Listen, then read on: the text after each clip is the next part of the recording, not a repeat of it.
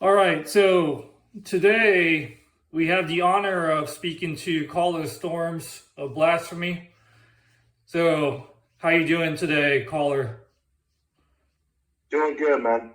Well rested. Yep, you ready for Japan? Yeah, I'm kind of excited, man. I haven't been to Japan before. Yeah, Fucking awesome. it'll be good. You know. Yeah. We have about 1,200 maniacs waiting to see you guys perform, so should be a really good show. Yeah, nice crowd too. Yep. So yeah, I want to start out with just the very beginning history of Blasphemy, how you met Jerry, how you met Sean, what you were doing before you met these guys, what your musical background is and stuff like that. Okay. Well, which should I start with? Let's start with your musical background. Like, how did you learn how to play guitar? Was your family involved in like teaching you or something? No, I'm just from listening to music. I had a couple music books from Kiss and chord wasn't like a chord dictionary thing, and just when I had time alone and shit like that. Yeah. I'd fuck around with that shit. I was a Kiss fanatic, right? Mm-hmm. And on AC/DC and also Aerosmith, stuff like that. Okay. So how old were you when you first picked up the guitar? Well, that's a hard one because I would get in a guitar and wasn't really able to play pretty early on, but oh man. Maybe 10 years old, could be earlier. Wow. Yeah. So your family was pretty supportive of your musical endeavors back then? No, but we had plenty. My father was in a steel band, and we had organs and of course all the steel drums, and always had a drum set in my house. So I would always play the drums, right? Okay. And I've gotten guitars off of friends and stuff like that, right? And what else? My next door neighbor had a full on band that they just play in the backyard with Marshall stacks, and they're playing Kiss music and stuff like that, right? Mm. Out in the backyard, yeah. So you're completely self-taught? Yeah. Can you still play drums? Yeah, a little bit, yeah. I could blast and stuff like that, yeah. Play some AC/DC, Kiss songs, yeah. Yeah. I haven't done it in a while.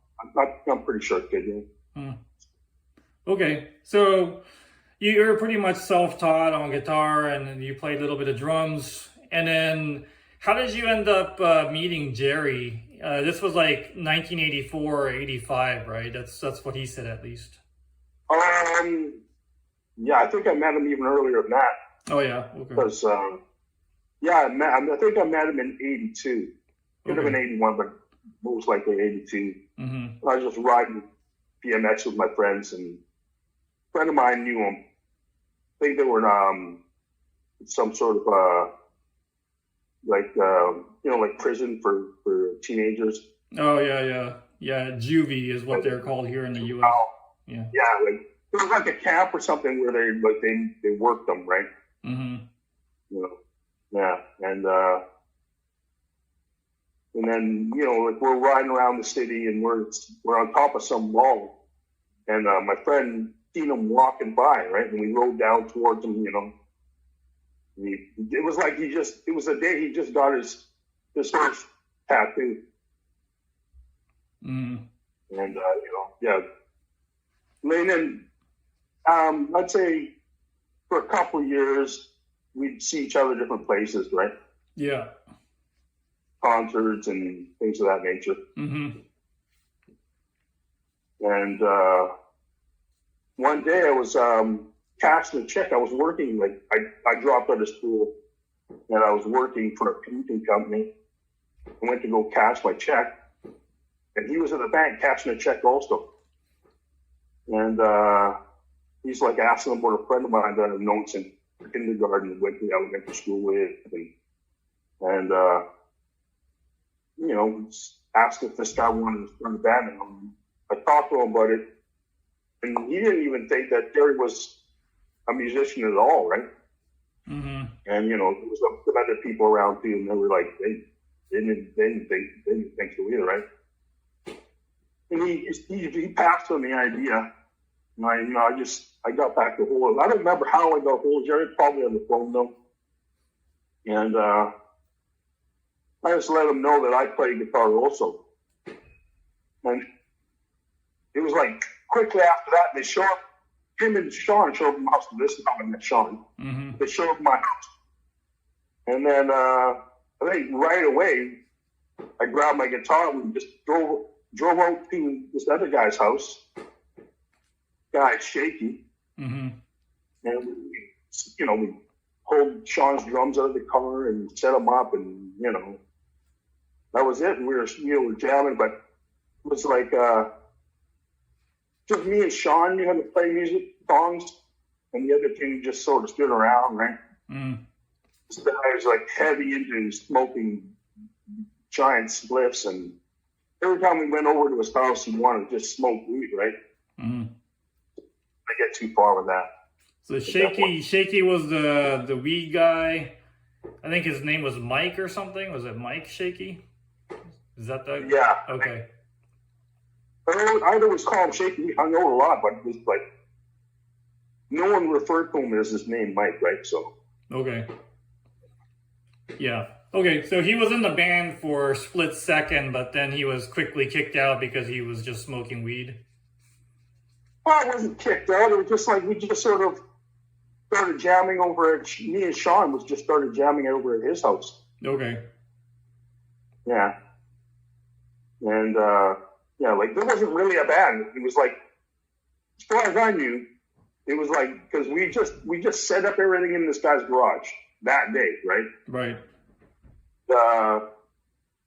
Then we just moved everything over to Sean's place. Okay. And a few times I went over to Jerry's house and, I'd come up with some riffs over there. And so we had some songs pretty much right away also. Cool. And, so and what, approximately what year was that when like songs started to form? The late summer of '85. Oh wow, that's pretty early. That's because you guys. When Seven Churches came out, when we were over at that guy's garage. Okay. Yeah. He was the one that had the album first. Mm. Okay. Yeah. So yeah, that's another question I had for you is like, what kind of stuff were you guys listening to back then around 84, 85? So obviously Possessed, Seven Churches. I think Jerry said Bathory. Yeah. We just discovered all that stuff like at that same time altogether. Okay. Because we go records shopping all together. Yeah. Right. Yeah, so Sodom, Bathory, stuff like that. Album, like stacked about it. Yeah. Did you guys, were you listening to any punk back then? Like Discharge and GBH and stuff like that?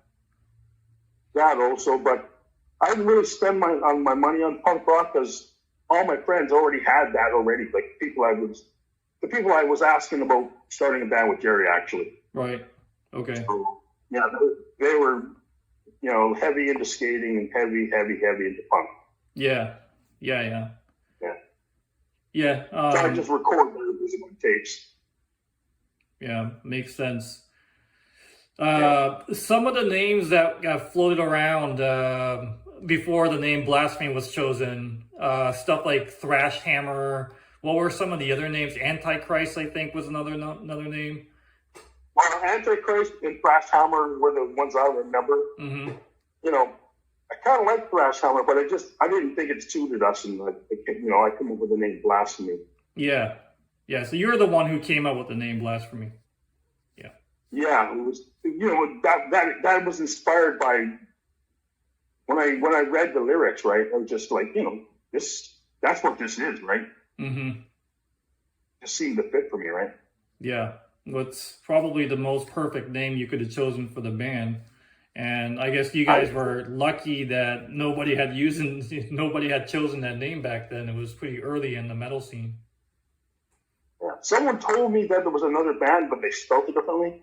I think they were like a French band, maybe. Yeah, Blaspheme, yeah, or however you want to pronounce that. I don't speak French, so yeah. Okay. Yeah. Ah, I see. Yeah, it was like an early. It's a good band. It's an early heavy metal band from France. Yeah, they spell it with PHE at the end, so it's like it's written like blaspheme or whatever, but I guess in French it might be the same spelling as blasphemy. Yeah. So yeah, we're still the first blasphemy. Yeah. So 85. You guys already had songs. Which songs do you remember? Rituals first, desecration, and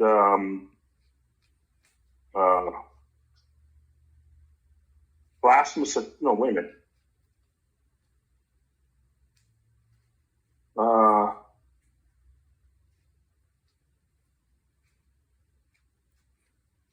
Actually, blasphemous attack pretty much in that group too, I guess. But there was another song. There's some songs we don't play anymore also. Oh, wow. Well, Ritual being the very first song is pretty crazy already, because that's a very rowdy song. And for 85, that's way ahead of their time. Yeah, well, I was just jamming on the guitar, and Jerry recorded me on this ghetto blaster, and he was out of the house for a while. He came back, and we were just sitting around, and he pressed play on this tape, and he's listening to me play the guitar, and then he picked that really fast part of all these riffs, right? And then, I just built it from there. Yeah. At that time, so we pretty much had the song finish it right at the time from that first, listening. So, what was the writing process like? You just had a bunch of riffs written, and then he would pick out some parts, and then you guys would piece it together? Well, for that one, yeah, like mostly I would come up with songs on my own at home or at a friend's place. Sometimes I'd just be over. Like I sold my friend the guitar that I was playing from the beginning. I got another guitar, and I sold him a guitar. I'd spend a lot of time at his house, and we get drunk, and I just sit there playing the guitar, and I came up with a whole bunch of songs right there, and I'd walk home wasted and record them at home after. Yeah, I'm surprised you still remember the songs after getting blasted. Yeah, like I don't have the best memory for that sort of thing, but after sitting on the couch playing the whole time, right? Sort of just hashed it out already, and then just pretty much had a full song, right? Yeah. And then after a half an hour walk, wasted too. Yeah. So you go home and just record the riffs on the boombox or something? A little tape deck, yeah. Yeah. Probably a boombox. I think it was like a little cassette player. And then you take it to the rest of the band, Sean and Jerry, and then you guys would piece it together. Yeah, usually it's a Sean, because there's a period where that's in the time where it's like most of the band, or not most of them, Sean was under house arrest, Jerry's in jail, and Blake is in rehab. He might have done some time too, but I think he was sent to a rehab in the States. Okay. Yeah, so Blake is Black Priest. He's a guitar player. Yeah. Black Priest. Yeah. And Jerry was playing bass at the time, right? Yeah. Okay. So everyone was pretty much either house arrest or juvie or rehab or something, except you and I guess Sean was. For me, yeah. Okay. At that time, also at that very same time, is I had an injury where I got in a fight. Someone tried to steal my jacket, so a plate of glass cut my arm open, and I was kind of out of commission for a while too. So nobody was playing for a while. Yeah, is this the incident where you punched through the glass window or something? Well, I punched this guy and straight jab, and it was like his head bounced off this window that was behind him, and the big sheet of glass popped out over his head, and it was like a V shape, right? Yeah. So when it fell, it sliced my arm. Oh, fuck. That's crazy. Oh, yeah. That's insane. Yeah. What year? So this was in the 80s as well? 86. 86? Okay. Yeah. When, do you remember when Jerry got his neck stabbed? Because he doesn't remember exactly when that happened. It was like 90s sometime. Yeah, it was probably 1990. Okay. Do you recall if it was before or after Fallen Angel Doom was already recorded? I think that would be after Fallen Angel Doom. Yeah. Fallen Angel, like, so Blood Upon the Altar is recorded in 87, the end of 87. Oh, wow. I didn't realize that November. It was... Huh. Okay. Yeah. Then we released it, after it was recorded in the following year, pretty quickly. Same thing for Fallen Angel Doom was the following year. So that would be 88. Oh, wow. Well, no. Okay, wait a minute. Blood Upon the Altar's 88 recording. Oh, okay. 9, right? Yeah. Recorded Fallen Angel Doom in 89, released in 90.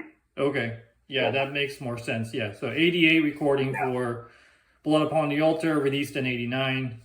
And then Fallen Angel Doom was 89 recording, released in 1990. And then in 1990 is when he got stabbed in the neck. Yeah. Okay. Yeah. That makes more sense. How did you guys meet Black Priest? Where did he come from? He's a friend of one of Jerry's friends. They might have known each other before also, but that's how I know him, is through a guy that we hung out with. Okay. There's a rumor that he drew the demo cover. Is that true, or was it somebody else? Oh, yeah, he used to do all the stuff like he do the oh, wait a minute. Yeah, he did draw the demo cover. Mm-hmm. He did some other artwork before that too. Okay. Yeah, on like the 1988 flyer, there's a different Blasphemy logo on there. The one where you guys opened up for... Yeah. Yeah, he drew that, yeah. Okay. Yeah, and then there's an entire story around him stealing the tombstone and then going crazy and then eventually leaving the band. Jerry told that story, but I like to hear your version of the story just because, his memory isn't all there.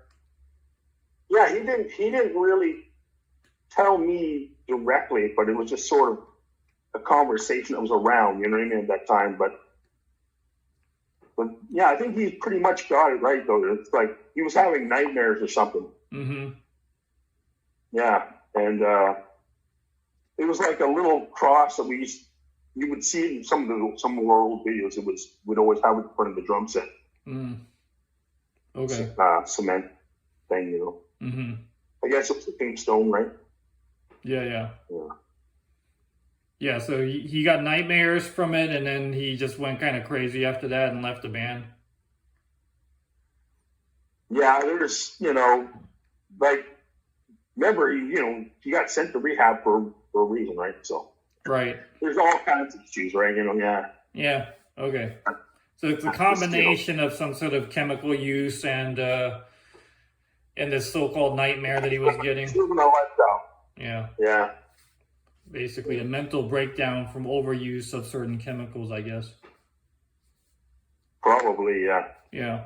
Well, that's what I would see.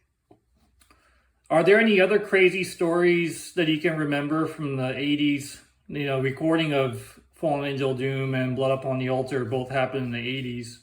Anything around there?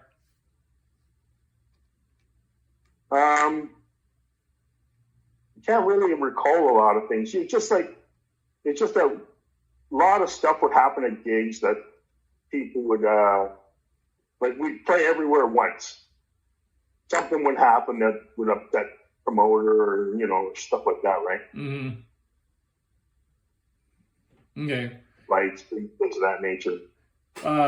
Jerry told of a story of you guys playing one of the very first gigs you guys played in, like, I forgot which year he said. It was pretty early, like before the Paramount gig with Witch's Hammer. You guys played an outdoor gig with a bunch of bands. It was almost like Battle of the Bands or something.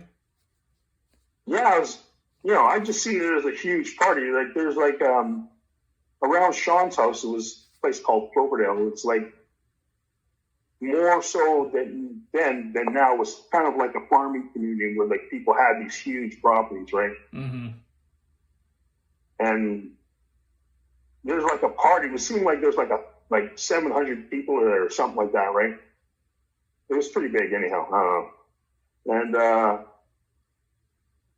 we played with a bunch of like rock bands and some band called Fatal Hatred that were playing Hellhammer covers. Oh, that's the band. Fatal Hatred. Okay, yeah, I seen that logo on like I think they opened up for Procreation a bunch of times. I've seen that name before. Okay. Yeah, these bands played with us at venues also later on, yeah. Okay. And we only had maybe 6 songs at the time or something. And we played a bunch of Bathory and what was it? Maybe Cross Me Fool, stuff like that, Razor. Mm-hmm. Okay. Any Sodom songs? I think Jerry said Blasphemer maybe. Yeah, stuff up on Outbreak of Evil, Witching Metal, Blasphemy. Mm-hmm. I think we basically played the Outbreak of Evil album. No, yeah. Basically, right? Okay. Yeah, maybe not every song, but yeah. That's good to know. Do you recall how many gigs you guys played before the Paramount gig with Witch's Hammer? Because I've always thought that the Paramount gig was the very first gig, but Jerry said you guys played a bunch of parties and whatnot leading up to that Paramount gig. Yeah, like basically, yeah, that's what it was.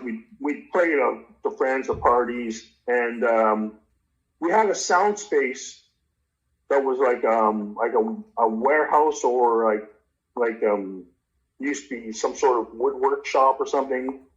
So we party a lot like that with have friends come play with us, right?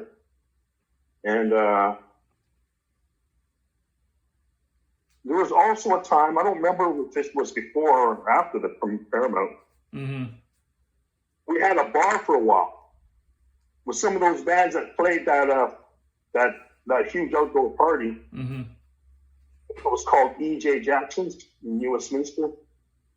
So we had a pub, and we rehearsed there, and people just come in, right? And there was a beer store down the street or down the opposite end of the block, and we'd buy beer and then sell it to them. So it's kind of like we're playing shows in our own venue, right? Oh yeah, that's awesome. So do you recall how many of those gigs happened before the Paramount? Yeah, I couldn't nail that down, no. But it was just I'm not even sure if that was before the Paramount, but yeah. I just thought it'd be good to mention because it was something that happened, yeah. Do you recall when you guys started playing gigs, like you guys were rehearsing in 84, 85. Did you start in like 86 or 85? I think the Paramount might have been in 87, right? Paramount was 88 according to Marco. 88, yeah. I think we were recording Blood Upon the Altar at the time. Okay. Or before the recording. Oh, wait a minute. No, we would have Blood Upon the Altar before that because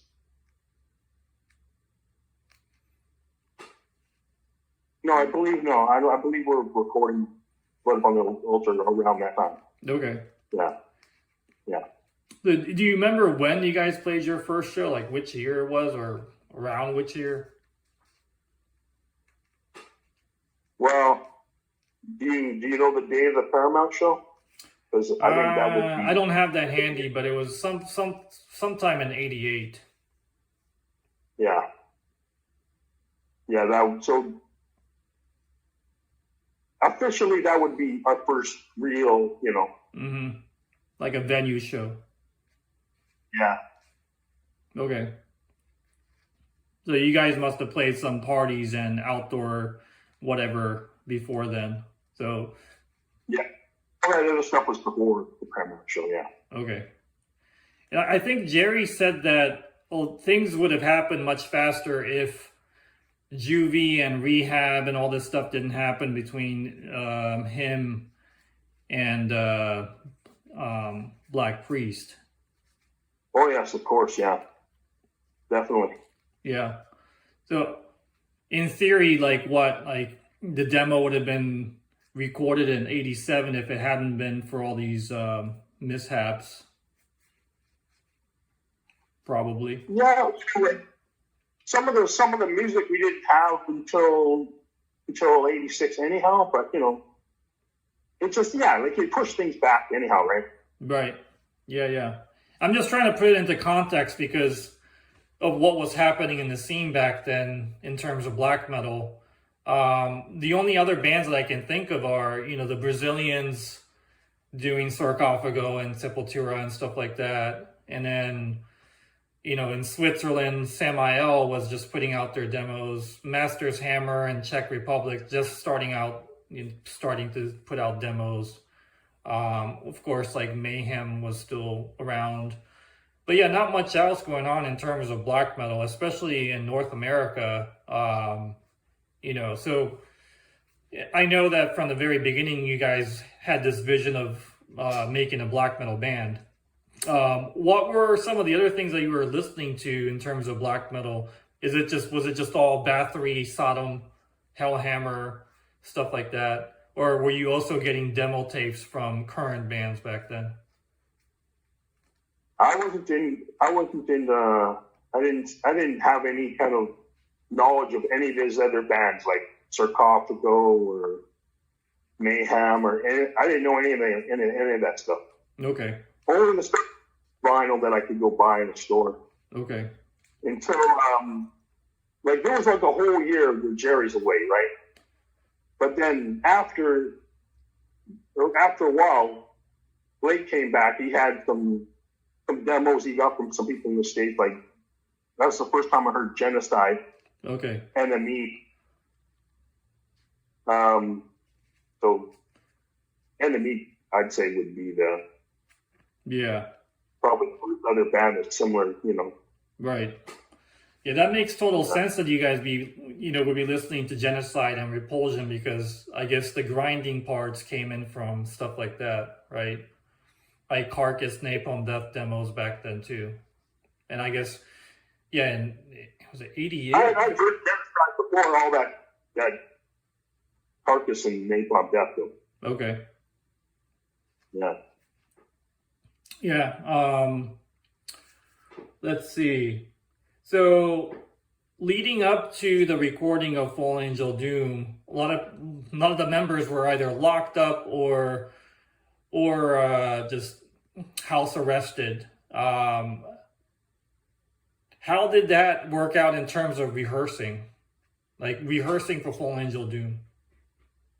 So Sean's under house arrest, so I'd go to his house. Yeah. Like all that stuff I was telling you about writing the songs, I'd just make the tapes, give them to Sean, he'd work on them, then I'd go to his place. I'd stay over there for the weekend, right? And, basically just getting wasted and playing all day. Okay. How did you guys end up with Fiasco Brothers? Was it just a local studio that was available?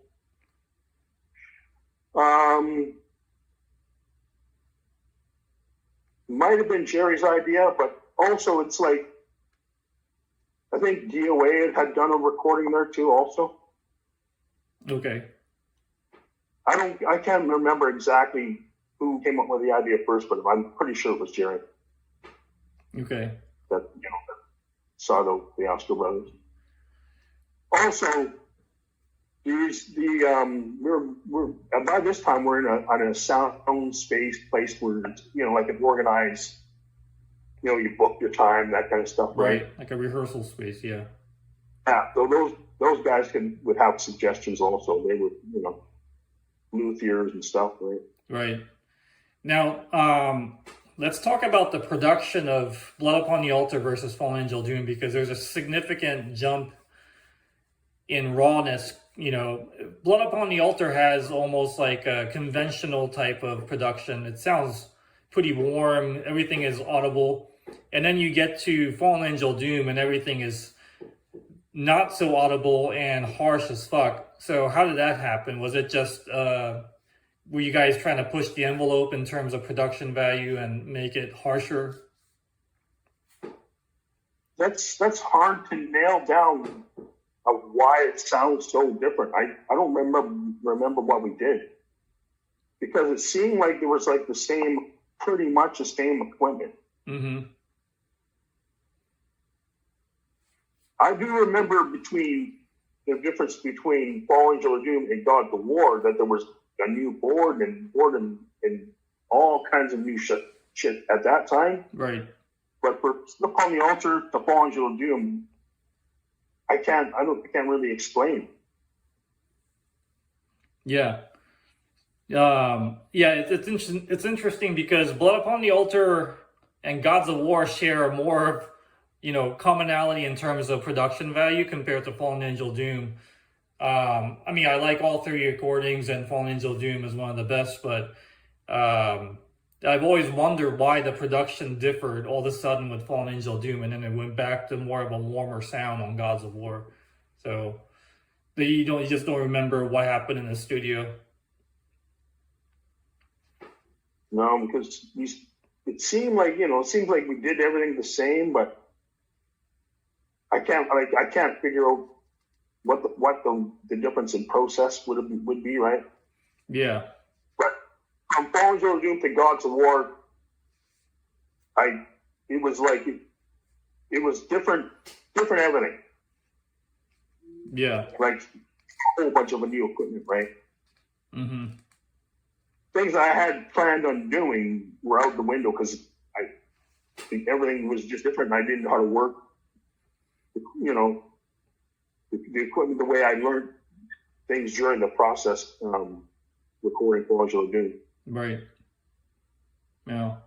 Well, the result is good, so that's all that matters at the end. Yeah.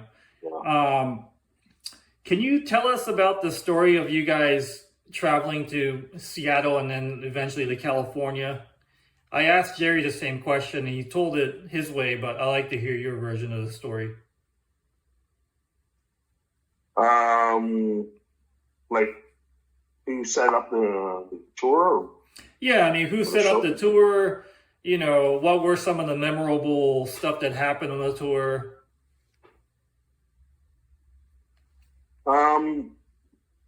I can't be totally sure, but I'm pretty sure it was organized by Kelly. Mm-hmm. Beast. Right. And well, Tom Niemeyer from The Accused got us a show in Seattle, so we played the Hollywood Underground there. Yeah. And then the Gilman Street, I'm pretty sure that was all Kelly. Right. We also stayed at his friend's house. Yeah, Kelly had all the punk rock connections, right? That's why you guys played at Gilman. And I think you stayed at the Fang House where the guy murdered his wife or something. He was on the run at the time. Well, we stayed next door to the Fang House. Oh, okay. His friend lived next to the Fang, yeah. Yeah, you could almost say that the first show in Seattle was a punk rock connection because of Tom Niemeyer. Mm-hmm. It's just that, you know, I don't think that was Kelly. I think that was Tom Newmeyer. Yeah. And there's a video of you guys.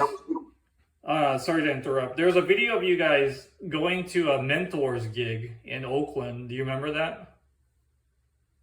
Oh yeah, that was pretty cool, man. Like, you know, fucking Mentors were, well, El Duce was pretty weighted, right? Right. We were playing pool with the Mentors, and by the time it came for them to play, Earl Duce was so wasted he couldn't finish any of the songs. Huh. And he kept putting off the drum stool, and yeah, it was you know, I guess it was a nightmare for them. Yeah. What was playing at the Gilman like for you? It's somewhat of a legendary venue at this point. You know, it's been there for a very long time now, you know. Yeah, it was a very tiny crowd. They didn't have a good turnout. Nobody knew who we were. Mm-hmm. And, probably got maybe halfway through our set or something, and is everything? Oh, seemed like the screen was going out or something. And Marco broke a string, and yeah, I don't know how far we got towards that actually. I think maybe he just didn't get through all the way through the set. Yeah. Yeah.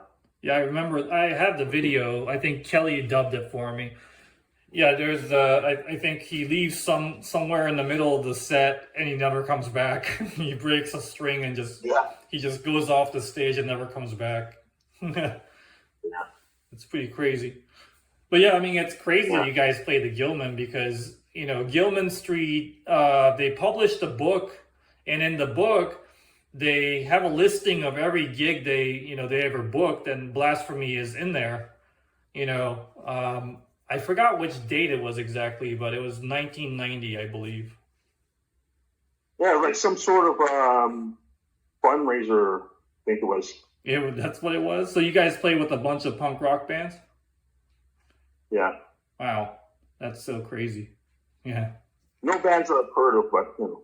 Right. Yeah. Yeah, it's probably just a bunch of Bay Area punk bands back then. So you guys played Seattle and then Berkeley. Was there another gig in Los Angeles, or was that just to visit Walrags? No, we went to just go to Walrags. Okay. A couple of locals took us there. Yeah. And was that, so the way that Jerry tells the story, this is when you guys approached Richard and got Blasphemy on Walrags. Is that accurate? Yeah, Jerry spoke to him on his own, so I didn't really get much of the details. Like, I only got all that news from Jerry, right? Mm-hmm. Because I was busy buying shirts and records and things of that nature, right? Right. Yeah, I mean, back then they were at the height of their game. They had lots of good bands on the bill. I guess Nuclear Death hadn't come out yet, or somewhere around there. Yeah, Nuclear Death, Hell Witch, yeah, Blood.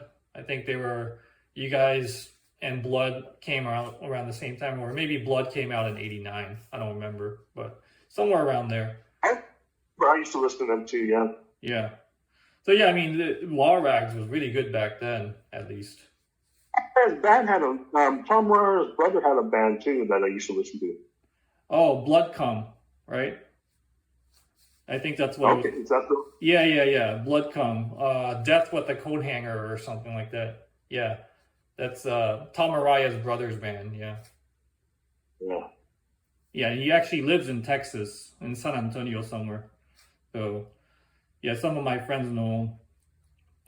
Cool. So let's see. Do you recall when Jerry goes off to Denmark? Was that sometime in 1990 or was that 91?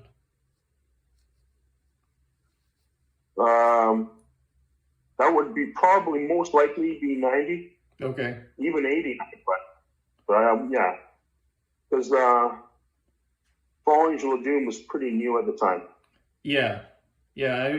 The way that he tells the story, he goes over there to Denmark after getting into a fight or something and pushing somebody off the balcony.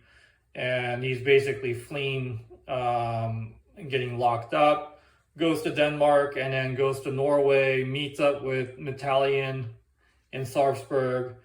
He wants to meet up with Euronymous, but he doesn't get to. I think timing, whatever the case, he doesn't get to see them. Metallion introduces him to Sarcophago on that trip, apparently. And your famous photo from the back of Fallen Angel Doom, you're wearing the Sarcophago shirt. So, if the photo was taken shortly after, then that must have been around the same time, right? Well, I believe that Sarcophago shirt might have come from Evil Ludo. Oh, okay. I'm not completely sure, but because I got it from Jerry, but right. That's when I heard by this time I heard Sarcophago, but that was after Blood Upon the Altar. Okay. Yeah, I guess that would make sense because he was doing the Sarcophago Blasphemy fan club, right? Evil Ludo. Yeah. Yeah. So we recorded Blood Upon the Altar. We had basically all of our songs, maybe except for one or two. Mm-hmm. It was just trying to pick which songs to record first, Were there songs that didn't make it on the demo back then? You said that there were songs that you guys used to play, but no, like everything that was on Fall Angel of Doom that wasn't on Blood Upon the Altar, yeah, got left off. yeah. Fall Angel of Doom was the new song at that time. Oh, okay. Yeah. All right. So the songs on Fallen Angel Doom actually dates back way earlier then. Before Blood Upon the Altar. Okay. That recording that's called Blood Upon the Sound Space. Yeah. You might hear, I'd have to listen to it, but you might hear more than what was on Blood Upon the Altar on there. Yeah, the recording that I have doesn't have any extra songs, but maybe there were more recorded during that. Yeah, I think it's mostly just Blood Upon the Altar played on that rehearsal, but maybe there was like another, rehearsal recording back then. It'll be good if you could find something. You guys have any archival recordings from back then? I have videotapes. Oh yeah. I have to transfer them over to the format we used to do. Yeah. So you think you have some unreleased songs recorded on those videotapes from early rehearsals? It's possible, but usually that stuff was on tape. Okay. And Free Black Hearts would have. Because up until the last time I seen him, he could just pick up the guitar and play. He could play the songs on the guitar and sing them.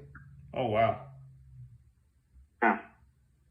Wow, you guys should record those finally. Try to get the songs out of Sean's head before he disappears again. Yeah, I haven't seen him. I interviewed Jesse from Witch's Hammer. I think he interviewed you as well. He said that he actually interviewed Sean at his house.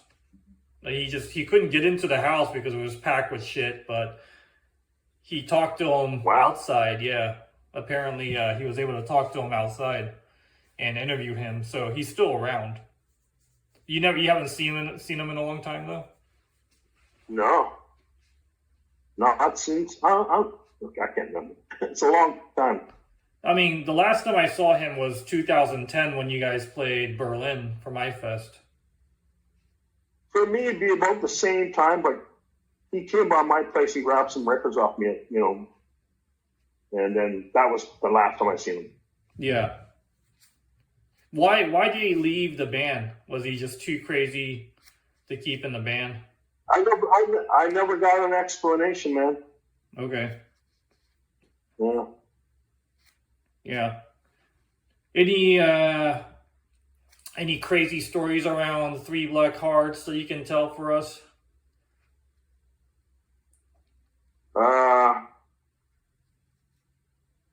Nothing that was actually around for. It's just the stuff that would happen to him that he talked about, right? Yeah. Yeah. The one that I remember was in 2010. He just sort of disappeared and reappeared right before the gig, and he was they. The last ones. Yeah. Yeah, I don't know. Well, I wasn't there, so I mean, were you there when that happened? When he just kind of reappeared and he was in the bushes or something? Well, I wasn't there to when I found him. Yeah. But he told this story about how he got kidnapped, and somehow he ended up back at the hotel again. So I don't know. Yeah. Yeah, maybe that was just all in his head, just self-induced chemical illusion or something. Yeah, the way that I heard the story told by Ryan was they just found him in the bushes or something. He just appeared again and he was in the bush, just passed out. So they grabbed him and put him in the hotel again or something to that extent. But yeah, he disappeared for a while. Yeah, that's...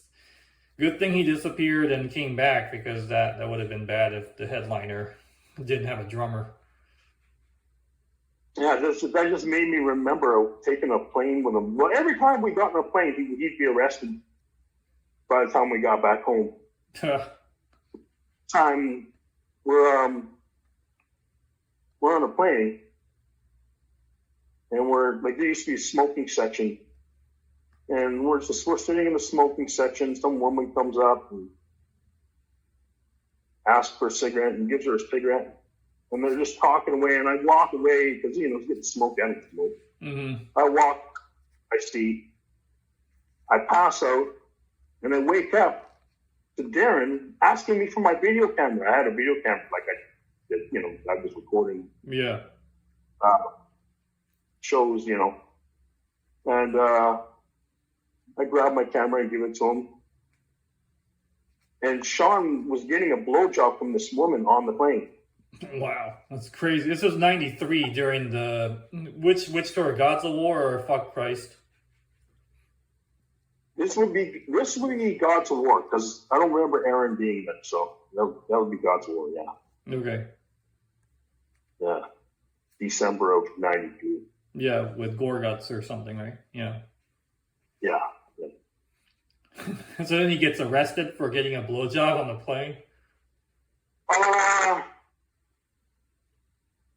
Well, what happened was he asked somebody for a cigarette. It wasn't for the blowjob, but there's a bunch of things happening. It's a long flight, right? Right. He asked somebody for a cigarette, and it happened to be that this guy was a cop.